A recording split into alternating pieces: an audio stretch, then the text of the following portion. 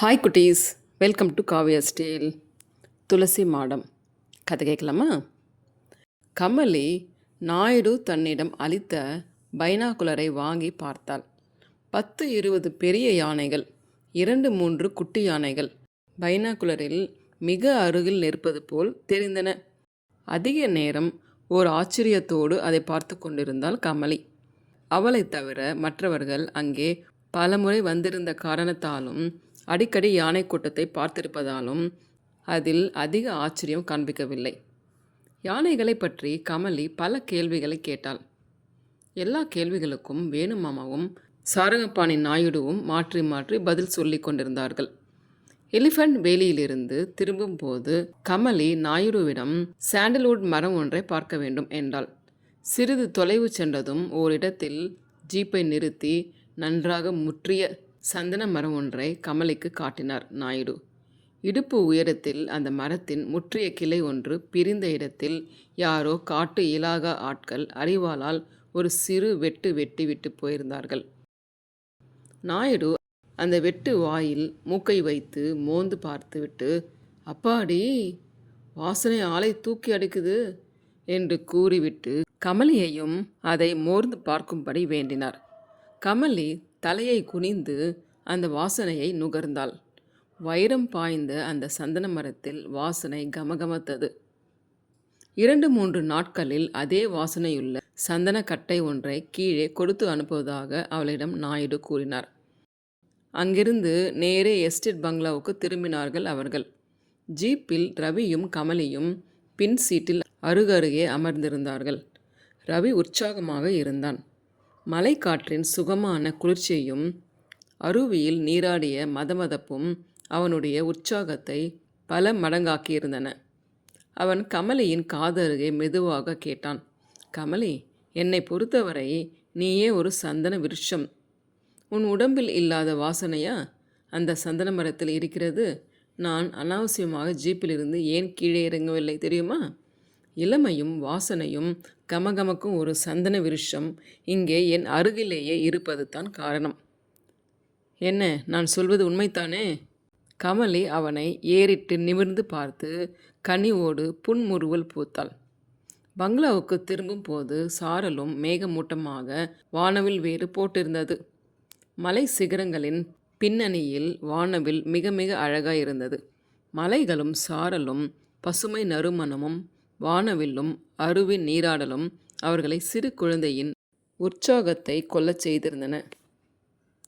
அருவியிலிருந்து திரும்பியதும் அன்று பகலில் நாயுடு எஸ்டேட் பங்களாவில் ஒரு பெரிய விருந்துக்கு ஏற்பாடு செய்திருந்தார். விருந்து முடிந்து சிறிது நேரம் ஓய்வு எடுத்து கொண்ட பின்பே அவர்கள் மலையிலிருந்து கீழே புறப்பட முடிந்தது. நீங்கள் இந்தியாவிலே இருக்கிறவரை எப்போ வேணாலும் இங்கே தாராளமாக வந்து தங்கிக்கலாம். வித்தியாசமாக நினைக்க வேண்டாம். இதை உங்கள் சொந்த வீடு மாதிரி நினைச்சுக்கோங்க என்று புறப்படும் போது ரவியையும் கமலியையும் பார்த்து சொன்னார் நாயுடு. பச்சை ஏலக்காயில் செய்த மாலை ஒன்றை கமலிக்கு அவர் அளித்திருந்தார். அந்த மாலை தைத்து கோக்கப்பட்டிருந்த விதத்தை அவரிடம் வியந்து புகழ்ந்து கூறினாள் அவள். வீக்கெண்ட் பிரயாணம்னு வந்தா இதைவிட ஐடியல் பிளேஸ் சங்கரமங்கலத்துக்கு பக்கத்திலே வேறு ஒன்றும் கிடையாது என்றார் வேணுமாமா. இவா 2 பேரும் இங்கே வரும்போது ஒரு தடவை நம்ம எஸ்டேட் கெஸ்ட் ஹவுஸ் சாவியை கூட கொடுத்து விடலாமப்பா என்றாள் வசந்தி. அவர்கள் அனைவரும் நாயுடுவிடம் விடைபெற்று கொண்டு மலையிலிருந்து கீழே புறப்படும் பொழுது பிற்பகல் 3 மணி மேலாகிவிட்டது.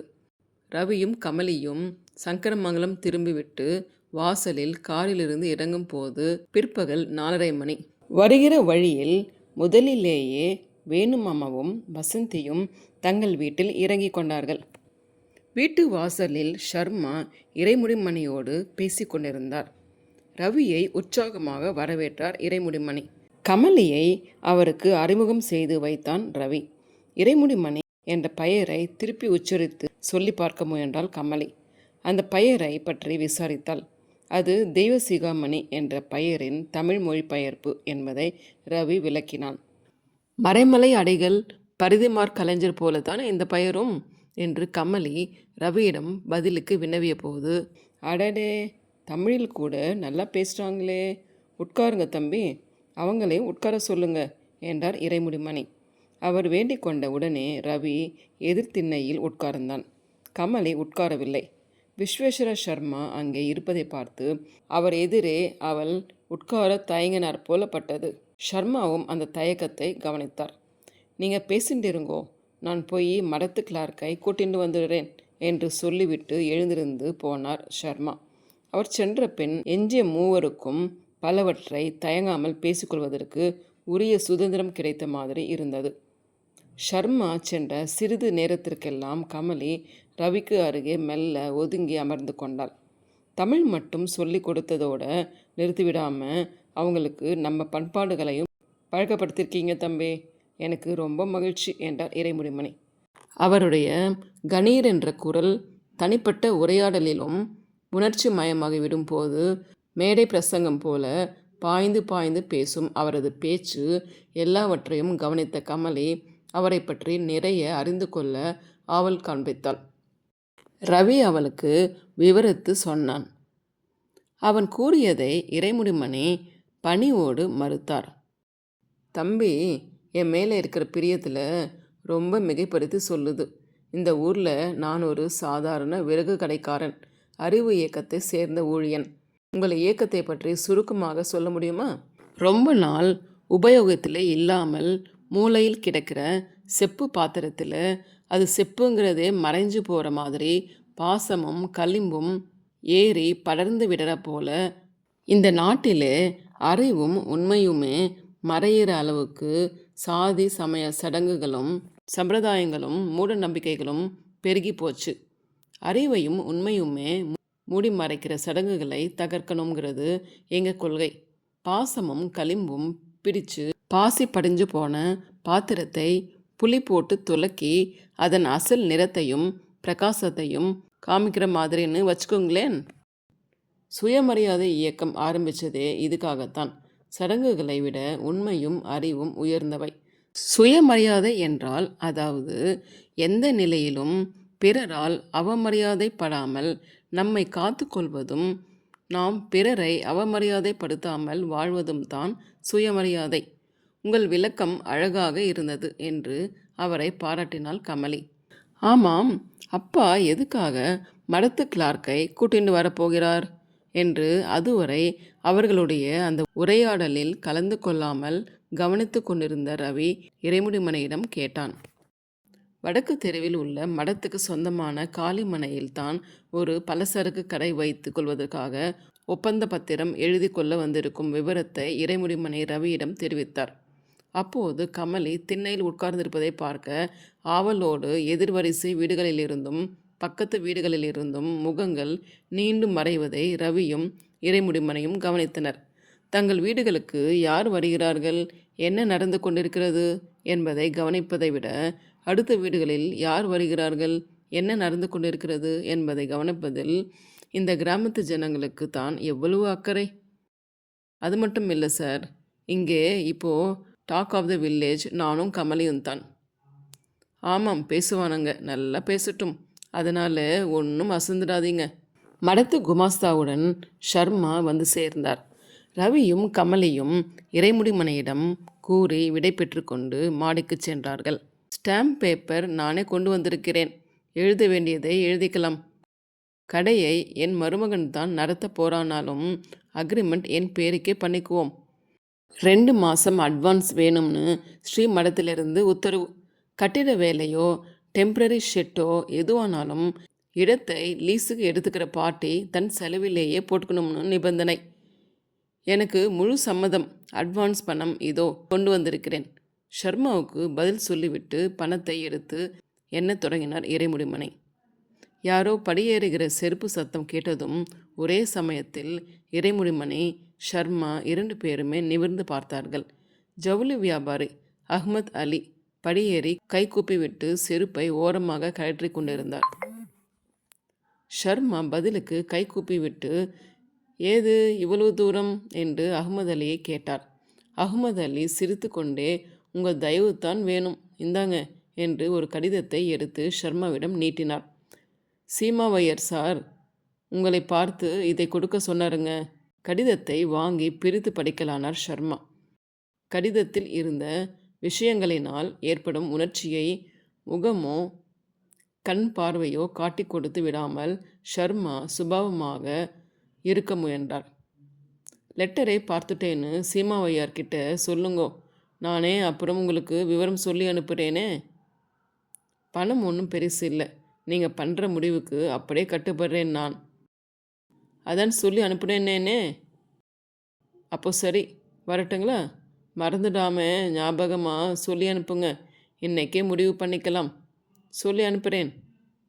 அகமது அலி ஷர்மாவிடம் சொல்லி வணங்கி விடை பெற்றதோடு இறைமுடிமனையிடமும் மடத்து குமாஸ்தாவிடமும் கூட சொல்லி கொண்டு புறப்பட்டார்.